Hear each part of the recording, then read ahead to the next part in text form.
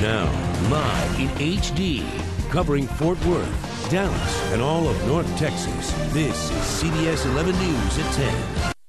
Injured in the Fort Hood shooting, honored by the president. So why was it so difficult for her to return home from the State of the Union address? Did you recognize the woman sitting next to First Lady Michelle Obama during last night's State of the Union address? It was Kimberly Munley, the civilian officer hailed a hero for her actions during the Fort Hood massacre in November.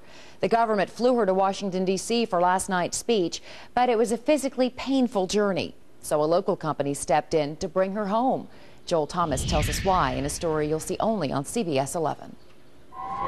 Sergeant Kimberly Munley rushed into the chaos of gunfire in Fort Hood. She stopped a killing spree during a gun battle with the suspected killer. And the third shot went in just below my knee and came out here and went into my calf of my right leg. Munley received a painful knee transplant just days before the invite to Washington. But Munley answered the president's call. Her military employers picked up the tab.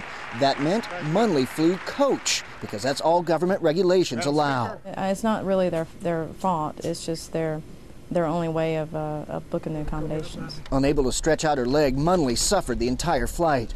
The nerve pain starts acting up, and that's the most, that's the pain that's the unbearable. The muscle pain and the joint pain is not so bad. It's just the nerve pain that's kind of gets overwhelming.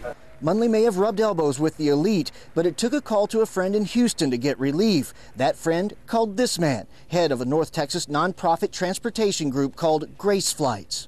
You know, being the guest that she was of the President of the United States, that a simple request like, could I, you know, I was in pain coming down, and could you help me go back a little bit more comfortably, would have been taken care of. Munley got a hero's flight home.